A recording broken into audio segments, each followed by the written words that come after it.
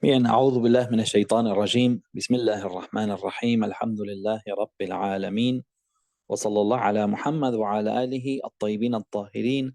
Assalamu alaikum wa rahmatullahi wa barakatuh, queridos hermanos. Y nos toca comenzar con un nuevo capítulo del Sagrado Corán. Esta vez es el capítulo número 79, An-Nazi'at, o los ángeles arrancadores, los ángeles que toman las almas. Y bueno, este es un capítulo, una sura que fue revelada en la Meca y que tiene 46 ayat, 46 versículos. Así que vamos a comenzar en esta sesión con este nuevo capítulo del Sagrado Corán. Muy bien. En primer lugar, vamos a hacer un resumen de los temas que toca este capítulo del Sagrado Corán y al igual que la sura número 78, que es la siguiente, la que veremos luego de ver An-Nazi'at, que es Suratun Naba, más o menos trata la misma temática, habla de la resurrección y podemos decir que va a hablar del día del juicio, de los acontecimientos que van a suceder, va a ser unos juramentos al principio, más o menos como la temática de los capítulos anteriores y de los capítulos de este juz, de esta parte del Sagrado Corán, que es la última. También va a describir las escenas del día del juicio, del Yawm al-Qiyamah. Va a hablar de Moisés y del faraón. Eh, Otra de los temas de los que habla, bueno, hace hincapié en la vida, en la muerte, en la resurrección y en la vida en el más allá. Ronda más o menos estos temas, este capítulo, y como siempre, ¿no? Al principio vamos a hablar del mérito de la lectura de esta sura, siempre recordando que el mérito no es solamente por recitarlo, por leerla, sino por observarla, reflexionar sobre este capítulo y también vivir bajo las normas del Sagrado Corán en general. Muy bien, con respecto a la lectura, a la recitación de este capítulo, An-Nazi'at, el noble profeta del Islam, dijo que el juicio de quien lo recitara va a durar lo mismo que dura una oración de las obligatorias y luego entrará al paraíso. Es decir, en el Yawm al-Qiyamah, el día del juicio, para algunas personas es realmente muy largo, muy estremecedor también, el tiempo en el que van a estar allí y lo que van a vivir. Sin embargo, para la persona que recita este capítulo y que además reflexiona sobre él y vive acorde a él, entonces su juicio durará lo que dura una oración de las obligatorias. Es decir, cuánto tiempo más o menos rezamos un rezo de 4 rakā. Como mucho podemos decir 8 minutos, 10 minutos, agregando todo lo mustahab. Bueno, esto es lo que va a durar el juicio, el día del juicio, según el profeta, alayhi salatu wassalam, para la persona que observe este capítulo. El Imam Sadiq alayhi salam dice que quien recite este capítulo resucitará y entrará al paraíso de forma estando satisfecho. Es decir, que va a entrar en su morada en el paraíso estando contento y satisfecho de todo aquello que Dios le dio. Así que vamos a ver las primeras aleyas hoy de este capítulo del Sagrado Corán, del capítulo número 79, que comienza haciendo unos juramentos, ¿no? Dice, A'udhu billahi minash shaitanir rajim, Bismillahir Rahmanir Rahim, y la primera aleya del Corán dice, de este capítulo dice, وَالنَّازِعَاتِ غَرْقًا, jura por las que arrancan con violencia, como dice allí. وَالنَّاشِطَاتِ نَشْطًا, y por quienes extraen suavemente. Wasabihati sabaha, hace estos juramentos, y por quienes se apresuran. Wasabiqati sabqa, y por quien va por delante. Falmudabbirati amr, por quien dirigen los asuntos. Entonces comienza con estos juramentos. Va haciendo estos 5 juramentos eh, que, como vimos en la traducción, dice por los ángeles que arrancan o que quitan, digamos, sacan el alma de forma violenta, por los que las acogen de manera suave o las que las toman de manera suave. Es decir, el alma se refiere al alma de los creyentes en este caso. Y por los que flotan raudamente o en forma veloz o los que se apresuran, como dice ahí en la traducción, y por los que van por delante. Muy bien. Y los ejecutadores de una orden, o los que ejecutan o dirigen los asuntos. Muy bien, ¿a quién se refieren estos juramentos que hace? Entonces, en estas aleyas vamos a ver que se jura por 5 cosas, o son 5 juramentos importantes que tienen un objetivo que es recordarnos el momento de la resurrección. ¿Mm? Y ahora vamos a ver que continúa en las mismas aleyas que vienen más adelante, hablando de la resurrección. Pero acá nombra algunas palabras, an-nazi'at, como vemos en la primera aleya, y entonces vamos a ver qué significan. Bueno, nazi'at viene de nazi', que significa estirar algo como cuando se estira el arco para lanzar una flecha, de esa forma, como tirando, tironeando.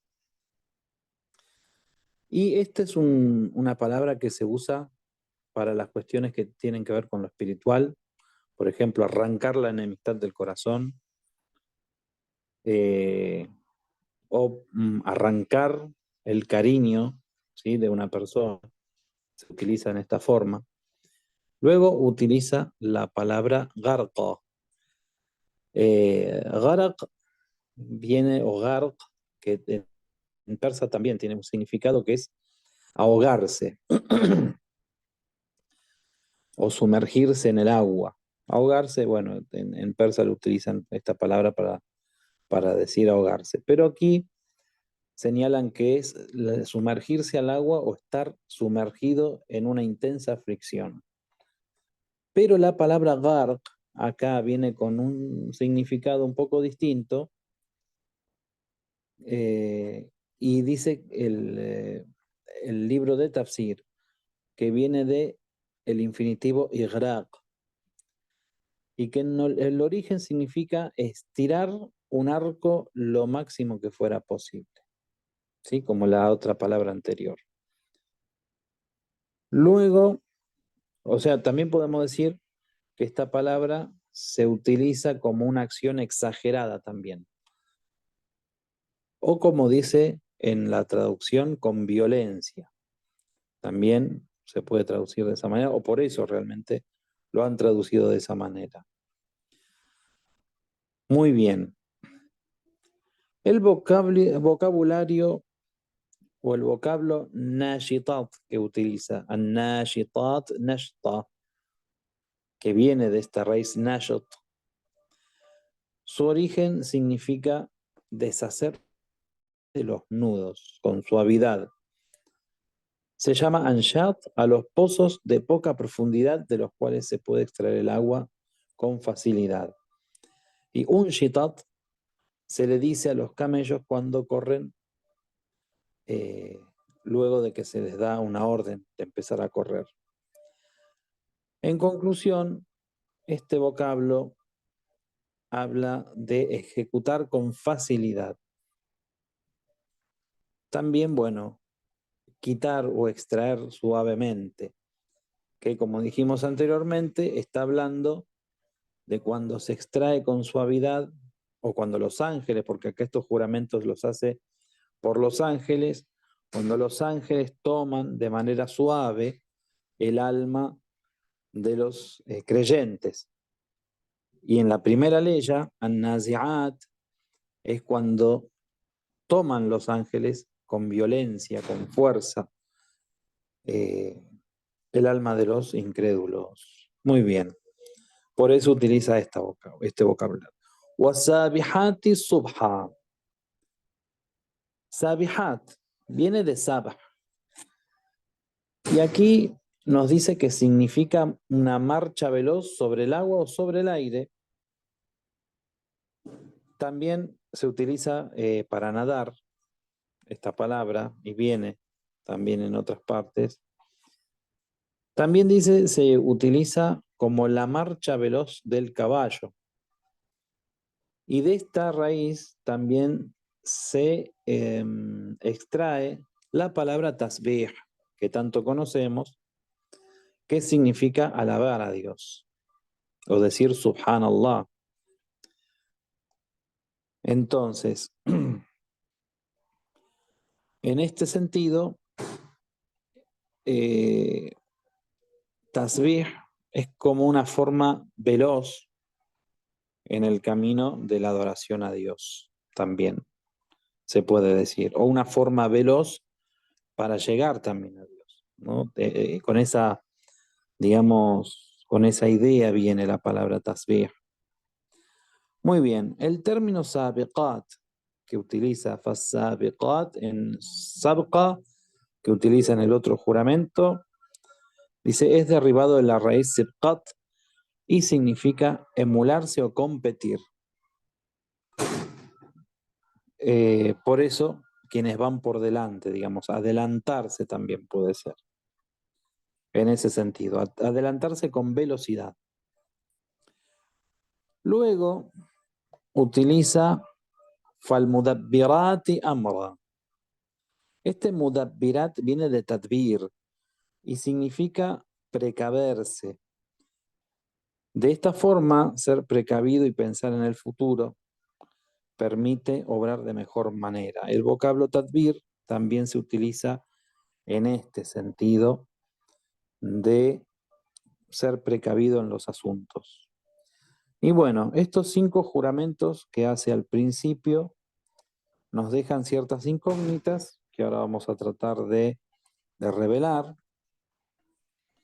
Son juramentos que tienen que ver con el momento de la resurrección y la forma en que para algunos va a venir la resurrección y para otros de una manera muy distinta. Es decir, que los ángeles que están encargados de arrancar o de quitar las almas de los incrédulos vienen en forma violenta, y por otro lado, aquellos que van a tomar el alma de los creyentes vienen de una forma suave. Los juramentos en general que hace el Sagrado Corán también, y lo hemos explicado otras veces, son para mostrar la grandeza divina. Eso es muy importante tenerlo en cuenta. Digamos que Dios tanto puede jurar por el sol, por la luna, por sucesos que van a suceder en el futuro, como por un mosquito, por ejemplo, o algo de su creación, ya que toda la creación de Dios es una maravilla realmente, aunque nos parezca algo insignificante, ¿no? Un mosquito, por ejemplo, es algo que es maravilloso y que un ser humano no lo puede crear de una manera fácil. Y Allah subhanahu wa ta'ala suele poner este tipo de juramentos para asombro del ser humano y para reflexión del ser humano. Muy bien. Entonces aquí hay varias interpretaciones sobre los juramentos. El primero, como dijimos, es que está referido a los ángeles. El segundo es que está referido a cómo compiten los mismos seres humanos por llegar a Dios, la creación, por llegar, digamos, a, a cumplir el rol de la naturaleza también, así como las estrellas llevan su carrera, digamos, todo el universo lleva una carrera también, y que los juramentos también hay una interpretación, estos juramentos que están referidos a, a los combatientes por la causa de Dios, también que compiten entre ellos para ver quién es más creyente. Muy bien.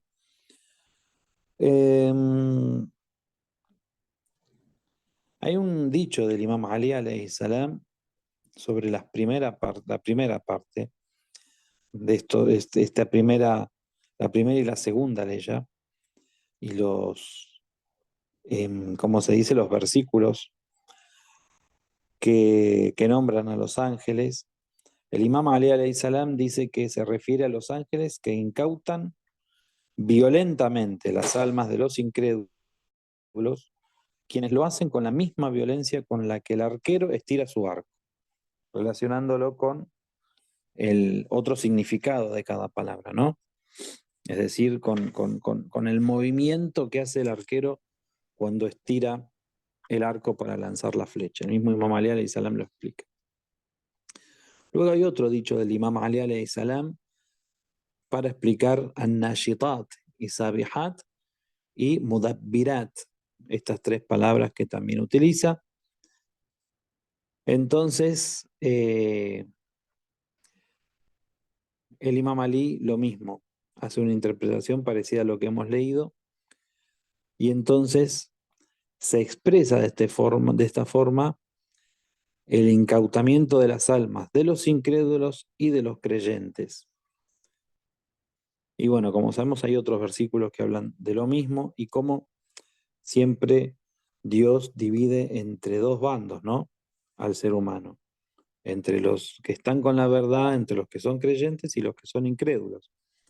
Y en ese sentido también los seres humanos viven como dentro de una competencia en la cual triunfan los creyentes y pierden los que se alejan de Dios. Es decir, que el ser humano, digamos, tiene un camino por delante y ese camino lo va a llevar a Dios. Pero si se aleja de ese camino, como lo hemos dicho muchas veces, entonces va a perder, digamos, la recompensa por seguir el camino divino, inshallah. Muy bien, con respecto a estos juramentos que hacen referencia a los ángeles, también se puede hablar de 5 etapas, que es una intensa marcha luego de una decisión firme, un avance lento, emularse en la carrera, competir y ejecutar las órdenes de Dios Todopoderoso.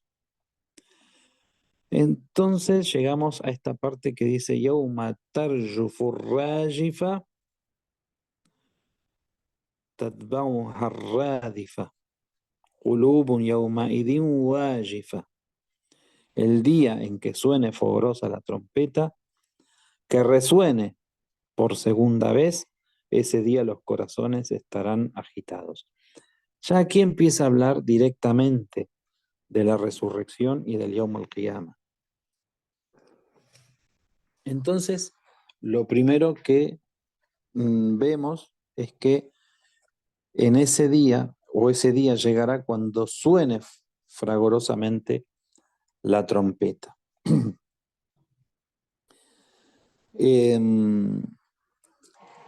Rajifa, esta palabra que utiliza, viene de Rajef y significa un desconcierto, un temor intenso. De hecho, hemos hablado también de la trompeta en otras oportunidades y es como un sonido abrasador y aterrador que inclusive puede revivir, digamos, matar y revivir con la misma violencia, es decir, que muere todo lo que está, digamos, todo lo que está vivo y resucita o revive todo lo que está muerto, ¿no?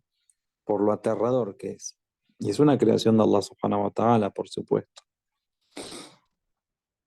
Luego utiliza otro término que es radifa, que habla del segundo tañido de la trompeta. Es el primero es el que hace morir todo lo que hay, y el segundo es el que hace revivir, el de la resurrección, que es el segundo.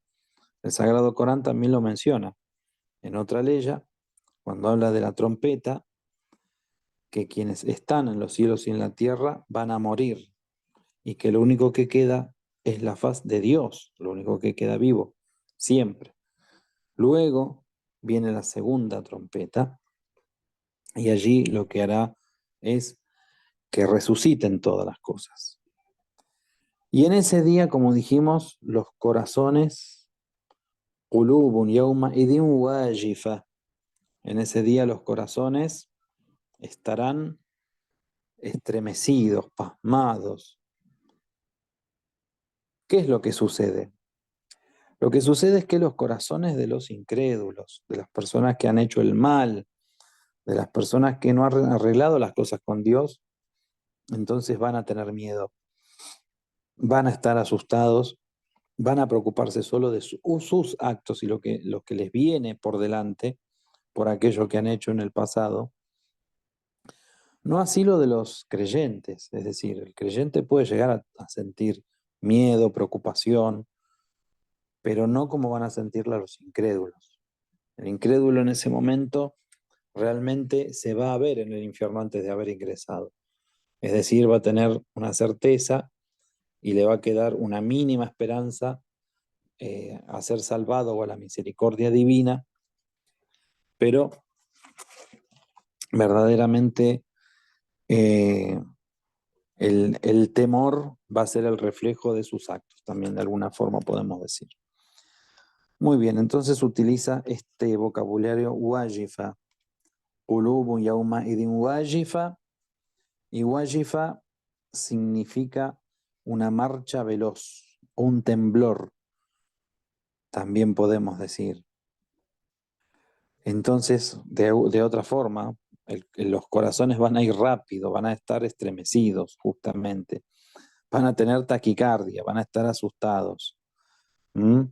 Esto significa que un temblor, un desconcierto, un shock, también podemos decir de esta forma, va a provocar una velocidad en el corazón y un desconcierto total en las personas eh, que tienen pecados, y sobre todo los peores de los pecados, que son eh, el shirk, asociar a Dios, desmentir a Dios, etc.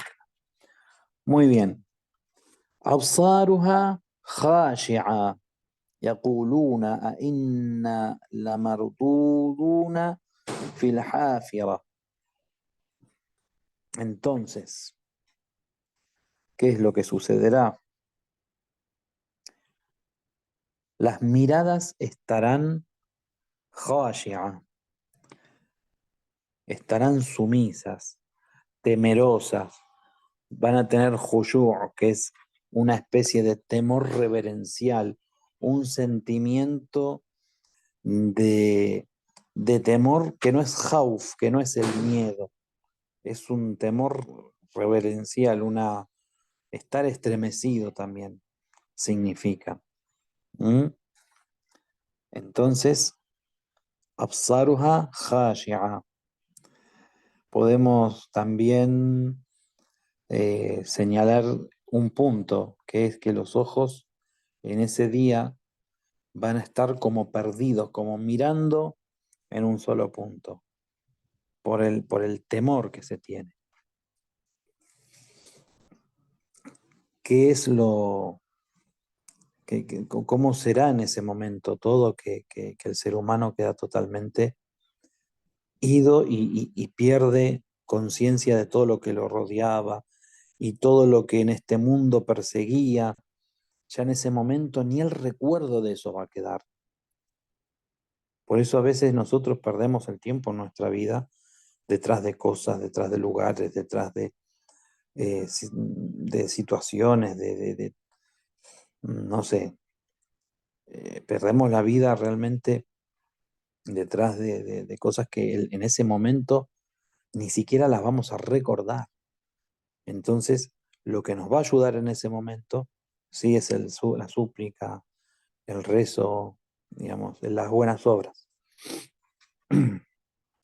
Entonces, Yaquluna dirán que ¿acaso volveremos a nuestro estado anterior o a nuestro estado primitivo, como dice allí, o hafira, como dice en árabe? Esta palabra hafira, la raíz es hafar y significa excavar, hacer un hufra también, que es un pozo. Entonces, eh, el rastro, dicen, que queda de la excavación se denomina hufra. El hufra es un pozo.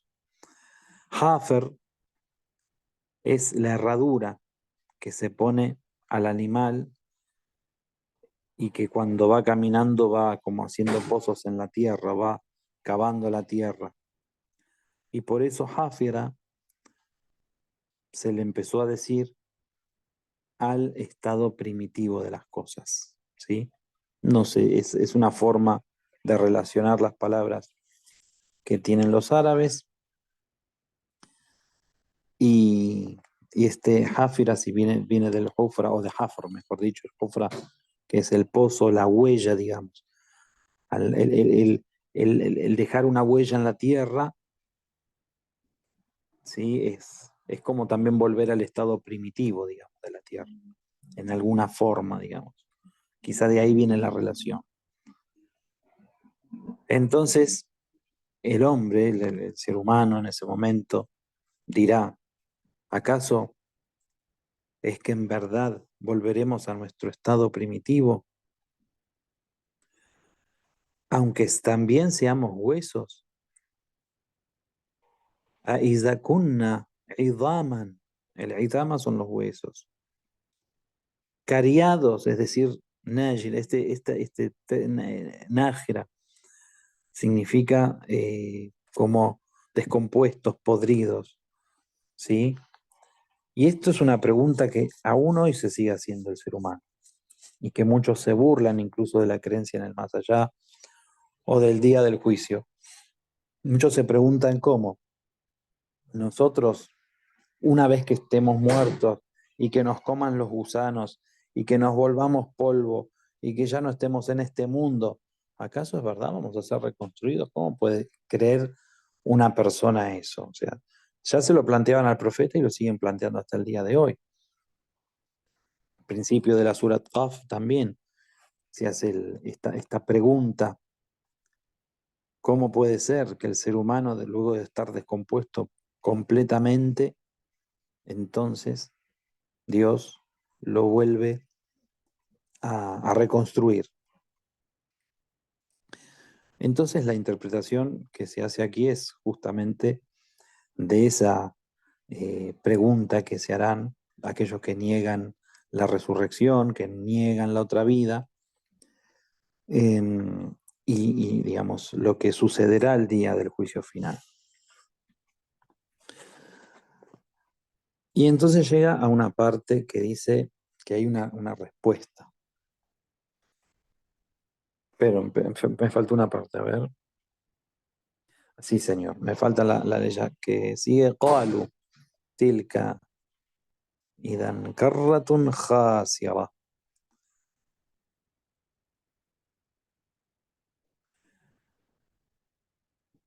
Eh, Tal será entonces un retorno perjudicial, pernicioso, podemos decir. Entonces, bueno, esto en realidad es que tomaban a burla la creencia en la vuelta a la vida, el retorno a la resurrección, como poniendo un ejemplo de que entonces una vez que están nuestros huesos podridos, que digamos estemos todos nosotros deshechos, vamos a volver a la vida. No creían y entonces hacían este cuestionamiento. Pero el Corán acá redobla la apuesta y dice, فإنما, pero se oirán un solo tañido, un solo tañido. Y eres aquí sobre la llanura o el desierto de la resurrección. Y eres aquí o ahí despiertos, estarán de regreso de esta forma. Entonces, lo que dice es que a Dios solo le basta un tañido, un toque de trompeta para que todo el polvo, la ceniza, los huesos podridos vuelvan, digamos, a la vida o recobren vida y vuelvan a lo que eran cuando estaban en vida. Utiliza una palabra acá, zajra. Y este zajra significa un grito que lo que hace es impulsar la marcha. En este caso, bueno, como está hablando de del retorno a la vida, es el grito, ¿cómo se dice? El segundo tañido también. Entonces, de esta forma, Dios con mucha facilidad puede hacer volver al hombre, o al ser humano, mejor dicho, a la vida, que retome la vida. Y esto es parte del poder divino. Allah subhanahu wa ta'ala ha creado de la nada, del kun fayakun, sé y es. Luego de algo que ya es y que entra en otro estado, que muere, que entra en un estado digamos, de podredumbre, que desaparece, pero en forma parcial, también podemos decir, y que ya existió, es decir, que fue creado de la nada, y entonces, una vez que es una existencia, pasa a ser otra cosa, para Dios es mucho más fácil reconstruirla de nuevo.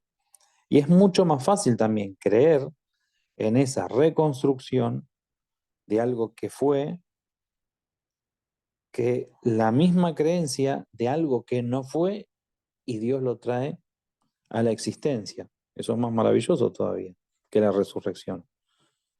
Pero a veces no hay reflexión en estos temas, el ser humano no reflexiona y por eso Dios en el mismo Sagrado Corán nos pone este tipo de ejemplos de lo que es nuestra vida cotidiana y de lo que vemos a diario en toda la creación, desde una planta, ¿sí? Que estamos, por ejemplo, en primavera y vemos cómo florece, en verano, cómo se mantiene verde, firme, luego viene el otoño, muere, se caen las hojas, pero al otro año nuevamente se vuelve verde, se vuelve frondoso, y bueno, todo, digamos, en la creación lleva ese orden, y el ser humano también el día del juicio en el Yawm al-Qiyamah, cuando sople la segunda trompeta, entonces todos van a volver a la vida para ser juzgados de esa forma, una forma física, ¿no? Y Dios va a reconstruir los cuerpos. Y aquellas personas a veces se preguntan, ¿qué pasa con esas personas que murieron hace tantos, cientos de años, miles de años? Sus cuerpos quedaron totalmente desintegrados. Bueno, Dios los trae a la vida, igual. No es que para Dios es más difícil traer a ese a la vida que a uno que murió hace 2 días, no. Para Dios es todo fácil. Y eso es lo que en estas aleyas nos hace pensar y nos hace reflexionar sobre el tañido y sobre el poder de Allah en la creación. Bueno, vamos a dejarlo acá por hoy. Luego empieza con otro tema que empieza a hablar de Musa, alayhi salam, del profeta Moisés. Así que, inshallah, eso lo veremos en la próxima clase con la ayuda de Dios Todopoderoso. Walhamdulillahi Rabbil Alamin. Wassalamu alaikum wa rahmatullahi wa barakatuh.